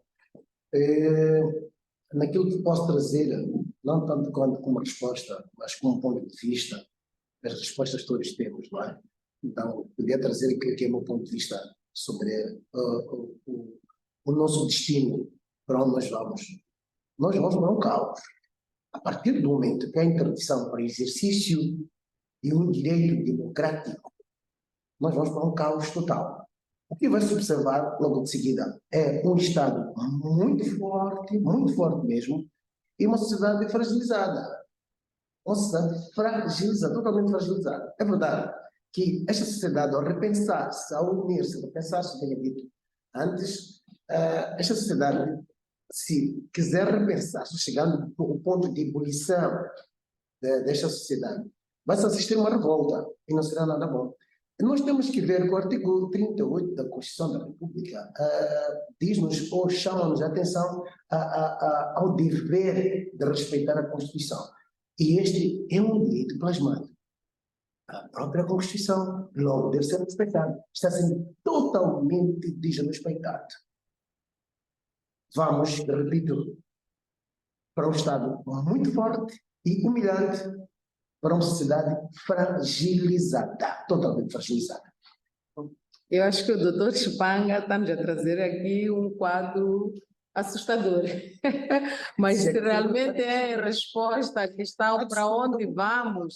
Doutora Alice, com todo respeito, é que o que está se assistindo, quando a sociedade sai para uma manifestação pacífica, lá aparece a autoridade a barrar essa manifestação, em perder ao direito à aplicação ou exercício de um direito de liberdade, de um direito de expressão, um direito de manifestação. Vão interromper o exercício deste direito. Quem interrompe é a própria autoridade. Volta e meia é a própria autoridade que está insatisfeita. Não vamos mais a fundo, porque todos sabemos que a autoridade não está satisfeita com o comportamento está dentro do próprio Estado. E pode-se esperar com um quadro tal, profundidade. Nós estamos afundando a cada momento, a cada dia. E, era bom que, de facto, o Estado pensasse, melhor, repensasse. Eu tinha dito antes, igualmente, que quando ganharam a independência nacional, não é porque eram fortes, é porque uniram-se. Se o povo unir-se, de facto, que eu digo, doutor Mondlane, se o povo unir-se, o perigo está iminente. Bom, doutor Chipanga, eu acredito que, pronto, é um ponto de vista, sim, podemos estar a caminhar para o caos, mas quero acreditar que todo este exercício que está sendo feito pela ordem, pela associação dos juízes e por outras instituições que estão preocupadas com a consolidação do nosso Estado de Direito e democrático, eventualmente vamos ter um desvio, no lugar de irmos para o caos, pode ser que avancemos para uma situação em que ganhemos maturidade e as instituições consolidem aquilo que é o seu papel. E em função disso pode ser que nos próximos tempos tenhamos melhorias. Eu prefiro ter esperança. Mas eu estou aqui para moderar cabos que estão aqui e que foram convidados para comentar e tecerem os devidos comentários. Antes de avançar para o doutor Mondlane, doutor Duma, eu gostaria de ouvir a sua intervenção em relação às questões que foram aqui colocadas. A doutora Neima colocou uma questão também no sentido do que está a falhar para o exercício deste direito à manifestação. O doutor Duma pode tecer comentários em relação a isso, mas também pode tecer comentários em relação às outras questões que foram aqui colocadas. Por favor, doutor Duma. Muito obrigado mais uma vez. Em primeiro lugar, talvez justificar, penso que foi-me colocada a questão também, onde é que eu estava, né? Eu estou neste momento na Ponta Douro, não de férias, obviamente, mas a participar de uma atividade com o Centro de Formação Jurídica, a equipa técnica que está a trabalhar na implantação dos tribunais marítimos de Moçambique. E eu faço parte dessa equipa e estamos aqui a trabalhar, por acaso, as nossas atividades terminam hoje.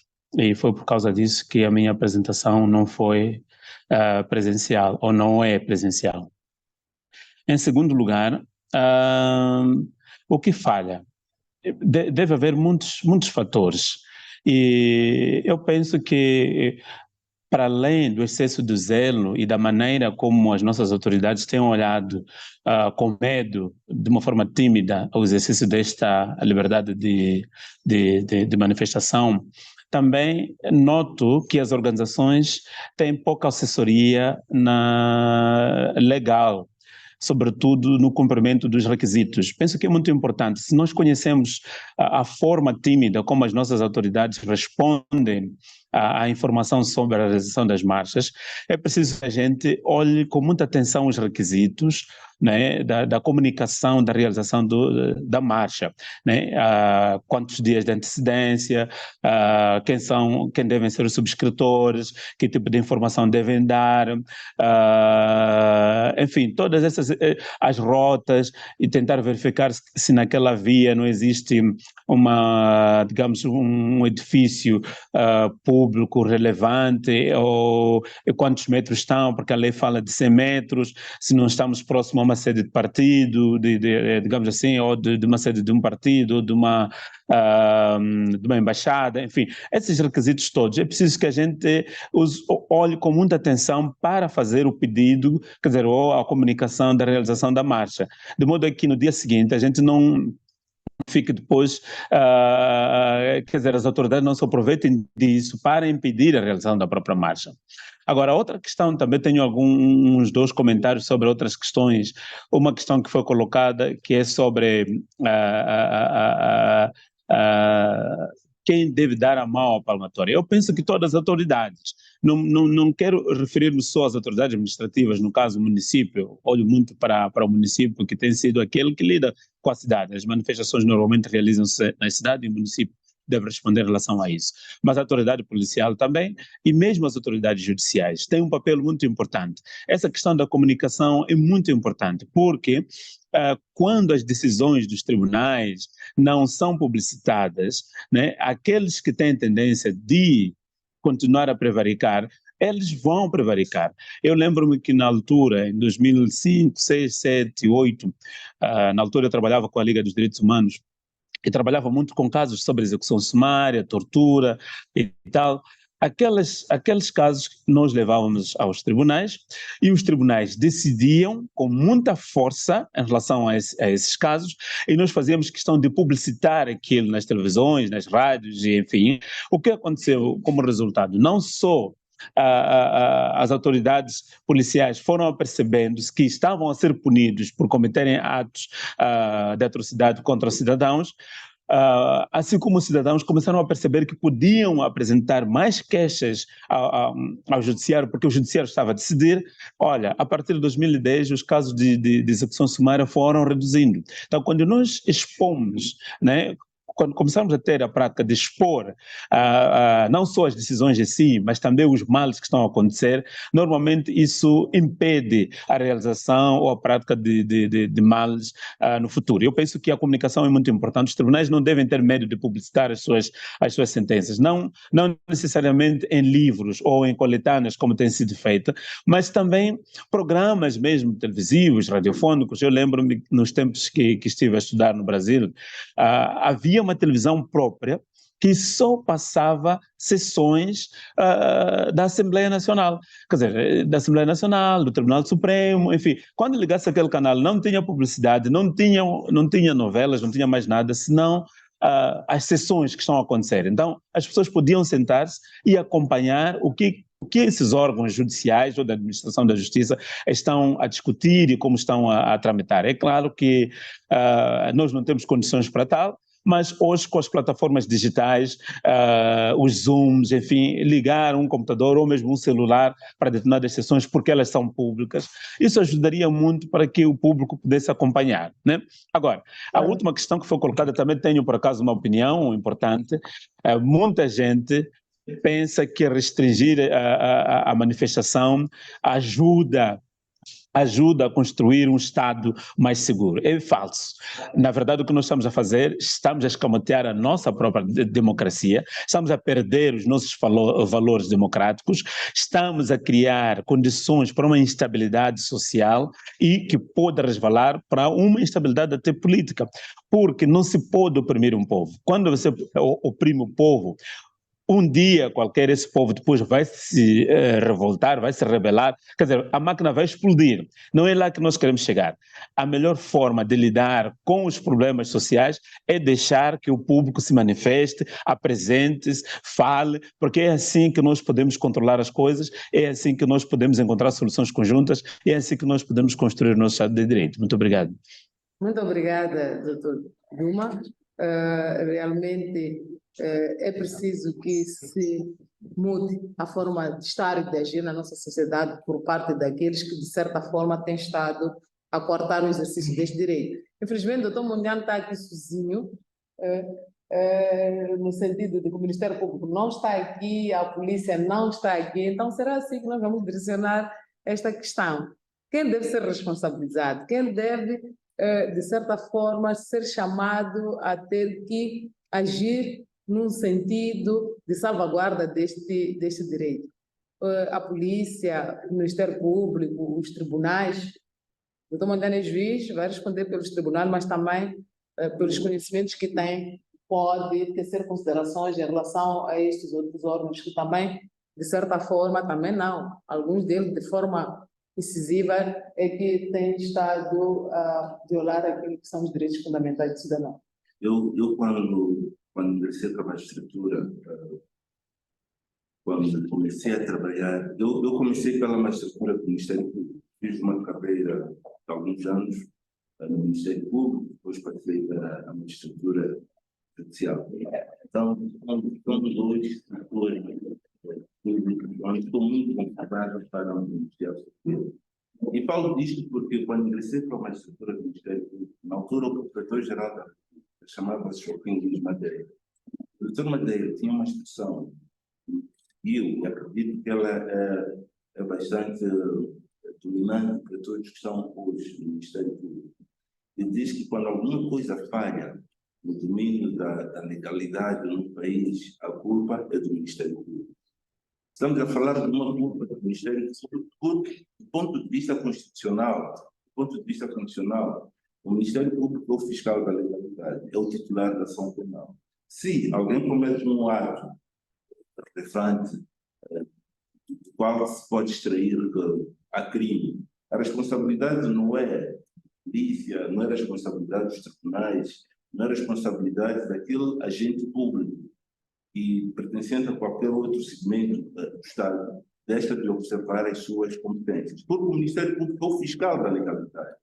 Cabe ao Ministério Público agir no sentido de apontar aquilo que são as falhas cometidas pelos agentes e levá-los à responsabilidade. Que tipo de responsabilidade vai recorrer?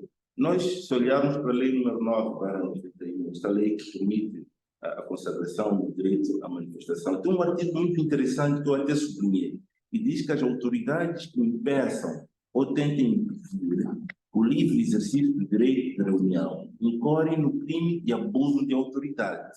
Esse é o artigo 16, número 2, artigo 16, número 3 da lei que institucionaliza o direito à liberdade de manifestação. Ou seja, qualquer agente da autoridade, pode ser um juiz até, a tentar impedir um direito legítimo de liberdade de manifestação, pode ser um polícia, pode ser qualquer outro ente. Existe o Ministério Público porque é a entidade que, no âmbito da fiscalização das suas atividades, ao se deparar com este impedimento de exercício de um direito fundamental, deverá agir. Portanto, a lei prevê, e a lei diz que aquela entidade que agir nesse sentido estará a cometer um crime de abuso de autoridade. Estamos a falar de um crime de abuso de autoridade. E porque estamos a falar de direitos fundamentais, ficou claro que se é um direito do cidadão, por outro lado, é uma obrigação do Estado. Quer dizer, há direito, há obrigação por parte do Estado, que é criar todo o ambiente para que este direito seja manifestado. O agente público que violar está a cometer este crime de abuso de autoridade. Então, eu não quero entrar muito no discurso de quem é que tem culpa, porque aqui não estamos a falar de culpa, estamos a falar de responsabilidades constitucionais e legais. Cabe ao Ministério Público a fiscalização do quadro legal, cabe ao Ministério Público até a titularidade da ação penal. Então, se alguém comete este crime que acabamos de referir, porque vem pautado na lei, que é o crime de abuso de autoridade, se é um crime que é um titular da ação penal, é o Ministério Público. O papel da polícia, até porque a polícia, podemos falar da CERNIC, podemos falar da Polícia de Proteção, a Polícia de Proteção é a entidade que é responsável por um começo que eu chamaria até administrativo, não é bem judicial, é onde o processo nasce. E a partir daí o processo vai seguir os seus termos processuais até chegar ao tribunal para efeito de julgamento. Então, o que nós temos que fazer apelo é maior cometimento por parte do Ministério Público naquilo que são as suas responsabilidades. Alguém perguntava, e no fundo é esta a questão principal deste evento, por onde é que nós estamos a ir nesta matéria de combate que se sente, que se faz ao exercício da liberdade de manifestação. Em todo o mundo, isso não é de Moçambique só, em todo o mundo, em todas as partes do mundo, existe sempre um conflito que ela tem entre um poder do Estado que se quer cada vez mais forte e em casos extremos, chega a ser opressivo, limitador dos direitos humanos ou dos direitos fundamentais. E também existe, nós temos um Estado que tende a exercer de uma forma cada vez mais pujante os seus direitos, limitando os direitos fundamentais, e temos, por outro lado, os cidadãos, os beneficiários desses direitos, que tendem a alargar mais ainda os seus direitos. Quando nós olhamos para a Constituição, por exemplo, de Moçambique, tivemos uma Constituição em 75, tivemos outra em 90 e agora a de 2004, com as vicissitudes porque passou até o estágio atual. Vamos ver que em Moçambique nós até estamos a ir por um caminho em que os direitos fundamentais estão a ser cada vez mais alargados. A Constituição de 75 tem menos direitos fundamentais do que a de 90. A Constituição de 2004 tem mais direitos fundamentais do que a de 90. Portanto, sempre que nós mexermos nas matérias ligadas aos direitos fundamentais, a tendência é de nós alargarmos. Isto quer dizer, por outro lado, que o Estado perde um pouco aquela tendência de controlar o seu poder estatal, que tende a coartar esses mesmos direitos. Mas, ao contrário do que diz o Dr. Chipanga, eu não acho que o quadro em Moçambique seja desesperador, muito pelo contrário.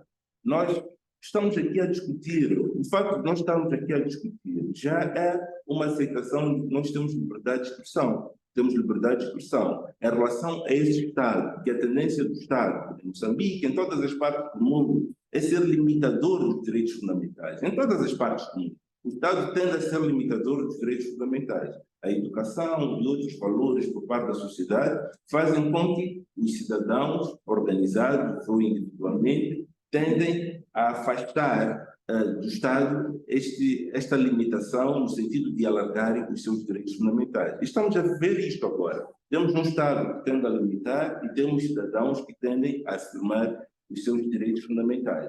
E, na verdade, eu acredito que nesta luta entre o Estado e os cidadãos, ou seja, mais direitos fundamentais, menos Estado, estamos a ir para aí, porque nós já temos, do ponto de vista legal, temos previsões que até são penalizadoras para os agentes do Estado e a própria Constituição, ao fixar a responsabilidade civil do Estado por ato dos seus agentes, estamos a falar de uma responsabilidade objetiva. Artigo 58.2 da Constituição, estamos a falar de uma responsabilidade objetiva.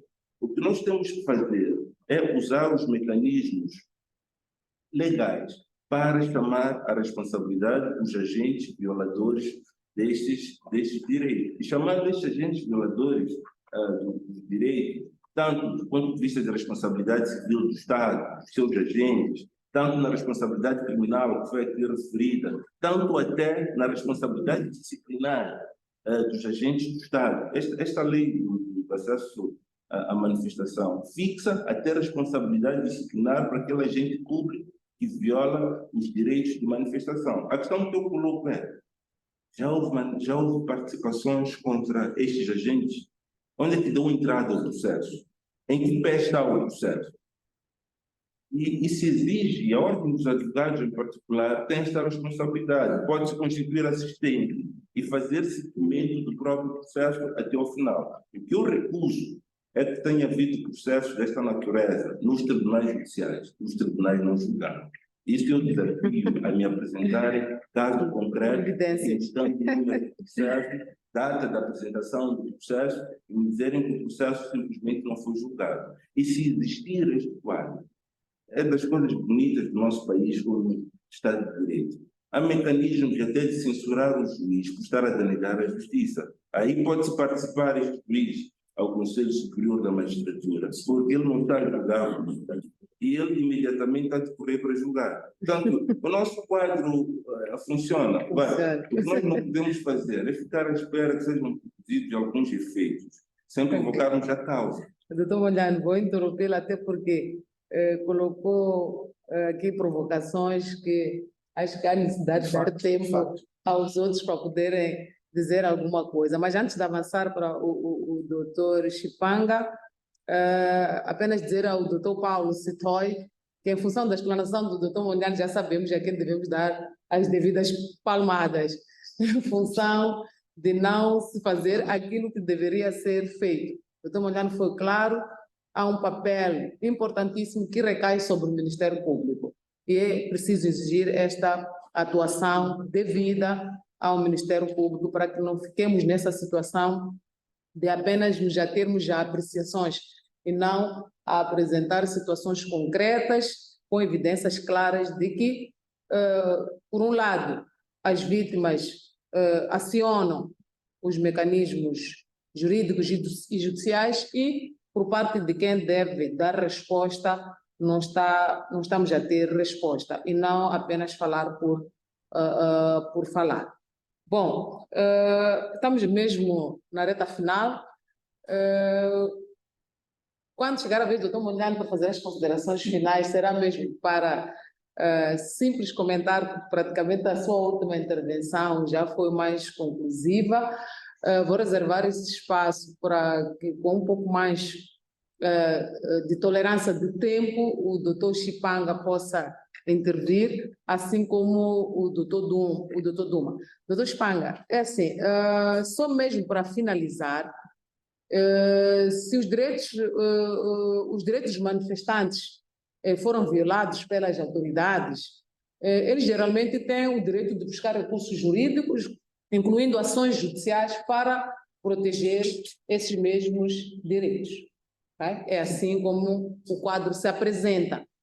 Em função disso, mesmo para finalizar, já incluindo as considerações finais, qual tem sido o papel do advogado, em particular, e da ordem dos advogados para a materialização disto? A mesma questão, e já coloco de forma antecipada para o doutor Custódio Duma, em função daquilo que é a sua área de atuação, não como advogado, mas como representante ou como alguém, uma personalidade que faz parte de uma instituição que trabalha de forma, digamos, aplicada na questão relativa aos direitos humanos.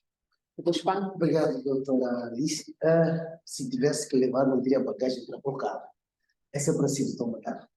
Face aos menos direitos, mais direitos. Quer dizer, falou da Constituição de 1965, que tinha menos direitos, mas eram cumpridos na íntegra.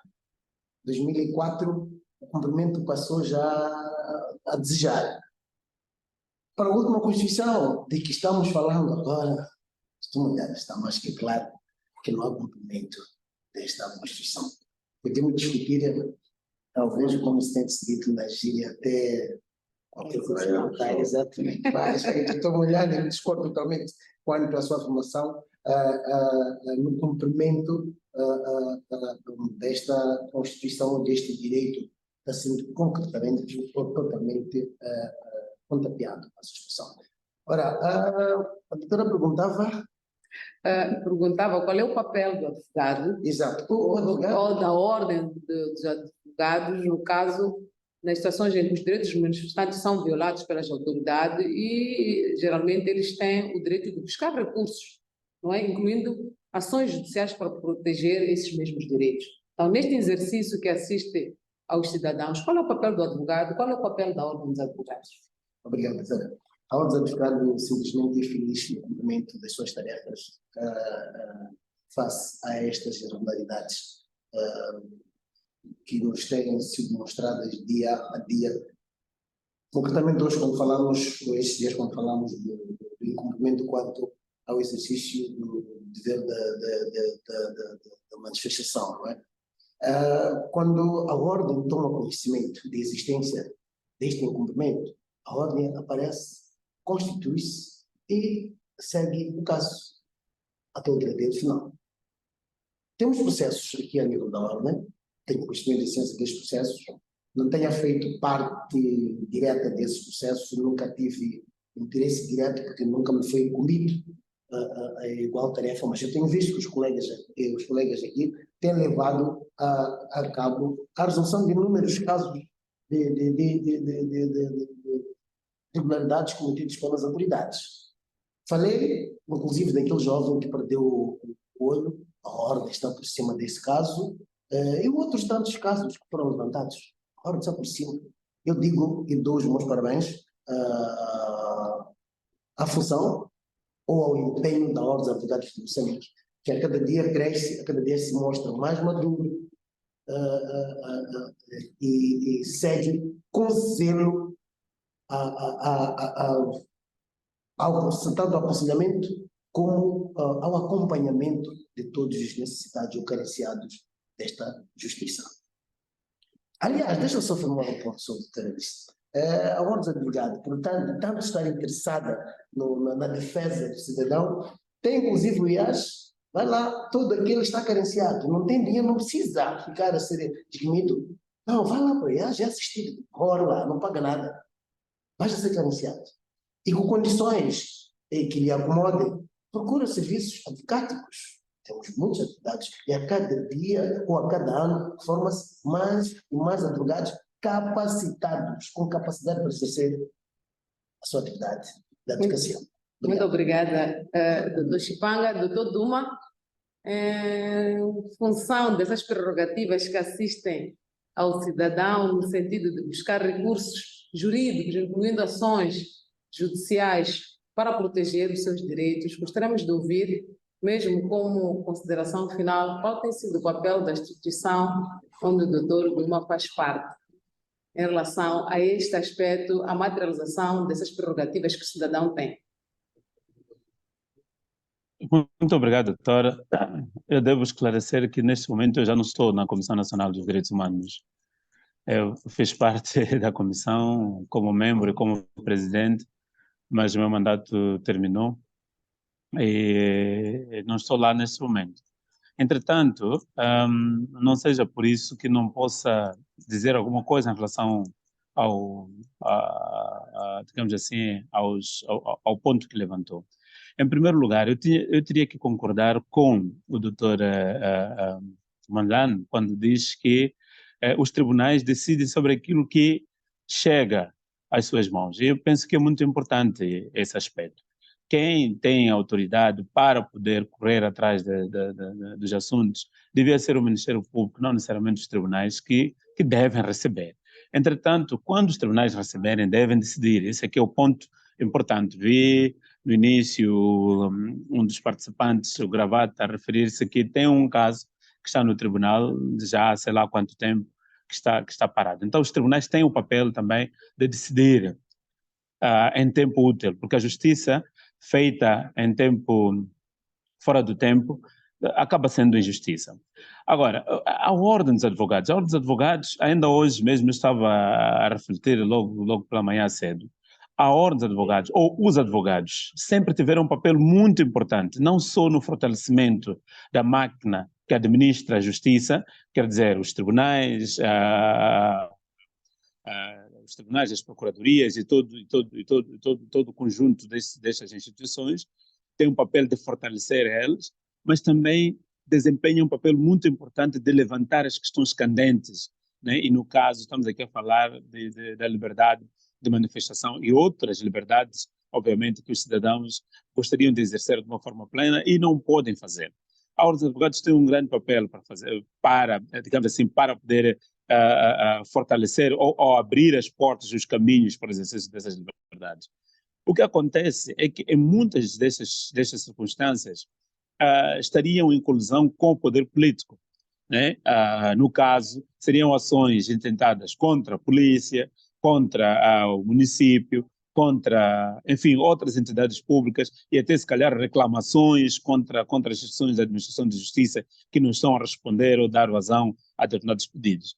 E nesse papel, são poucos advogados que gostariam de estar, num papel em que eles estão numa rota de colisão com as autoridades policiais, administrativas e até da administração de justiça. Isso requer muita coragem. Não são todos os advogados que fazem isso. São alguns advogados que eu penso que existem, continuam a existir, tanto na Ordem dos Advogados, assim como nas organizações da sociedade civil, encontramos pessoas que têm essa coragem, porque a construção do Estado de Direito, a construção, digamos, de uma estrada de pleno exercício de direitos humanos deve ser feito com sacrifício. Não há nenhum evento histórico no passado que mostrou que as liberdades fundamentais foram conquistadas de mão beijada ou oferecidas pelas autoridades. Há pouco tempo estava a ver um vídeo do Hugo Masekela a comentar um pouco sobre o papel dos grupos libertadores, né, quer dizer, dos partidos libertadores a nível da SADC, que tinham muita boa vontade de libertar os seus países, mas depois de libertar os seus países, eles mesmos, de alguma forma, foram começando a restringir as liberdades dos seus concidadãos. O que significa que uma coisa é estar do lado do oprimido, e outra coisa é estar do lado de quem tem o poder. Aquele que tem o poder, para manter-se no poder, tem que restringir algumas liberdades dos cidadãos. E para que os cidadãos consigam exercer esses direitos e essas liberdades, devem lutar, porque não vão conseguir ter isso de mão beijada. Então, penso que o papel da Ordem dos Advogados é continuar a incentivar um exercício da advocacia mais corajoso, mais, digamos, mais arrojado. Obviamente que isso implica tornar robustas ainda muito mais as prerrogativas dos advogados e que também as instituições de justiça possam responder. Então, é um desafio que nos é colocado, né, hoje em dia. Nos tempos, eu participei numa organização, a Liga dos Direitos Humanos, que tinha muita pujança em relação a isso e inspirou muitas outras organizações a tomarem dianteira na luta pelas liberdades individuais e coletivas. Hoje, a coisa é diferente, mas no presente e no futuro. Muito obrigada, doutor Duma. Bem, pela intervenção do doutor Chipanga, em jeito também de considerações finais, assim como do doutor Duma, deu para percebermos que realmente várias organizações têm um papel preponderante para que realmente o cidadão, que de certa forma vê esse direito à manifestação violado, possa se apoiar para acionar mecanismos jurídicos e judiciais para que haja a reprodução desse mesmo direito. O que se pretende, o que se espera é que todos esses intervenientes possam agir de forma eficaz e eficiente para que realmente isso possa ser visível. Dito isto, doutor Mondlane, infelizmente o tempo já é verdade. Eu vou só reservar 2 minutos. Eu sei que é pedir muito ao doutor Mondlane colocar à sua disposição 2 minutos, mas temos que respeitar o tempo. O programa estava previsto para decorrer em 1h30, iniciamos com um atraso de 30 minutos, já está compensado. Então, 2 minutos e temos que encerrar. Bem, eu vou mais uma vez cumprimentar a Ordem dos Advogados por este evento, por ter colocado na pauta da discussão uma matéria muito relevante para a sociedade moçambicana. Aliás, os advogados têm esta qualidade, não só defendem clientes particulares, mas têm o interesse de defesa de interesses comunitários. E defender direitos fundamentais, como estes direitos que são exercidos de forma conjunta, no caso do direito à manifestação, é muito importante que os advogados hajam em conformidade. Vou só dizer, para terminar, que nós temos direitos fundamentais, não podemos de forma nenhuma esmorecer, porque temos em algum momento a percepção de que algumas entidades podem ser entidades singulares, podem ser entidades particulares, podem ser entidades públicas, tendem a pôr em causa o exercício de direitos fundamentais. Não se trata de nenhum favor. Portanto, se determinados cidadãos decidem sair à rua, manifestar, não é nenhum favor por parte da autoridade que tem a competência de... nem tem competência de autorizar, porque na verdade não se pede nenhuma autorização, mas que deve ser avisada só para garantir as condições de segurança para o indivíduo. É importante que as pessoas percebam que o direito à manifestação não se trata de nenhum favor, não existe por parte das autoridades nenhuma discricionalidade, muito menos arbitrariedade, no sentido de que vão conferir neste pedido, não vão conferir no outro. Trata-se de direitos que têm o seu assento na Constituição, portanto, é para serem exercidos. As condições de impedimentos, de restrições do exercício do direito à manifestação são aquelas que constam da lei e não outras. E que, em caso de violação, sempre que ocorrerem danos para terceiros por causa do exercício do direito à manifestação, há mecanismos de exigir a responsabilidade de quem viola esses direitos. Estas responsabilidades, conforme referi, podem ser de foro disciplinar para o agente que há ter agido nesta medida, pode ser de foro criminal, que está previsto na lei, e até pode ser de foro civil, até porque a nossa Constituição garante a obrigação, remete à responsabilidade civil do Estado por ato dos seus agentes. Então, se um indivíduo que acha que está a fazer bem ao Estado e desta forma inibir o exercício de um direito fundamental, está a pôr em causa aquilo que o próprio Estado proclama como direito fundamental. E esta pessoa vai ser responsabilizada. E o Estado aceita a responsabilidade. Mas mais importante ainda é saber que esta responsabilidade vai ser conhecida pelos órgãos que têm competência de dizer o direito, no caso concreto, que são os tribunais. E há todo um conjunto de mecanismos processuais, mecanismos legais, para que a justiça seja feita. Muito obrigada pelas considerações finais, Dr. Mongane. Bom, nós chegamos ao fim do debate relativo a este tema, direito à manifestação e um olhar crítico sobre a violação deste direito, com a questão para onde vamos. Acho que, em função de tudo que foi dito, cada um de nós que participou, que ouviu, que interveio, pode espelhar um caminho, pode ser capaz de dizer para onde é que nós vamos. Só para fechar, dizer que falar deste direito à manifestação significa ter em conta a questão da liberdade de expressão, a questão de um direito a um protesto pacífico, o acesso à justiça, chamar também a colação à responsabilidade das autoridades que, de certa forma, coartam o exercício deste mesmo direito, mas também temos que ter em conta que há necessidade de manutenção da ordem pública. Mais do que isto, também há que nós encontrarmos soluções. E aqui eu chamo a colação a questão do diálogo e mediação. E vou deixar uma questão para próximas ocasiões de debate, no sentido de quem vai encabeçar o diálogo e a mediação.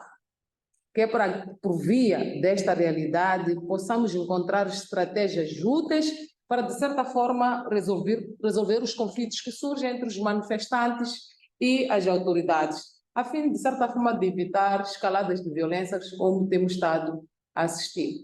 Para quem não teve a oportunidade de intervir, fica para uma próxima oportunidade. De certeza, eu acredito que no seu papel de promoção da justiça à ordem, de forma sistemática, tem estado a agendar encontros para este tipo de debates que entendemos todos que são bastante úteis e relevantes para a consolidação do nosso Estado de Direito Democrático. Muito obrigada. Muito obrigado. Bom trabalho.